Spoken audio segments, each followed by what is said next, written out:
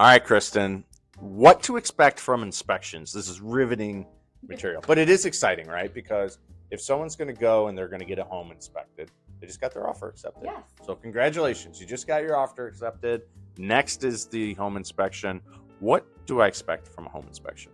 All right. Well, I always tell my clients that there's going to be a list on the house, right? Every house has issues. I could take a home inspector to brand new construction and they would still find issues in the house, right?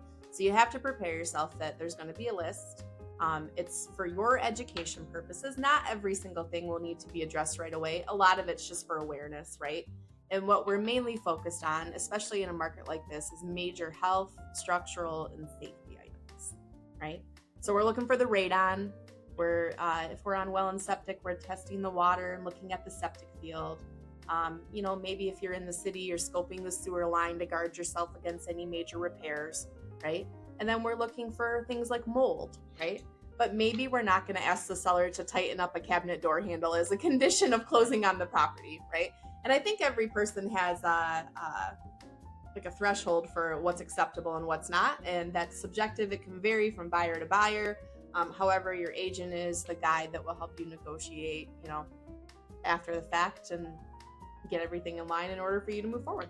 Yeah, I can tell you on the listing agent perspective or seller's perspective, coming back during an inspection period about something that someone saw through the walkthrough instantly builds kind of a ill will feeling towards the buyer that's buying that house. Like, oh, well, the broken concrete on the way walking up. Well, that should have been a part of the consideration when you made the offer. So when you said the major items, right, those are things that we didn't see when we were walking around. The loose cabinet may not have been something we've seen, but it's not worth reopening up the contract over the loose cabinet. So you really want to look for those big, expensive, or safety-related items that you wouldn't have known just on purely a walkthrough.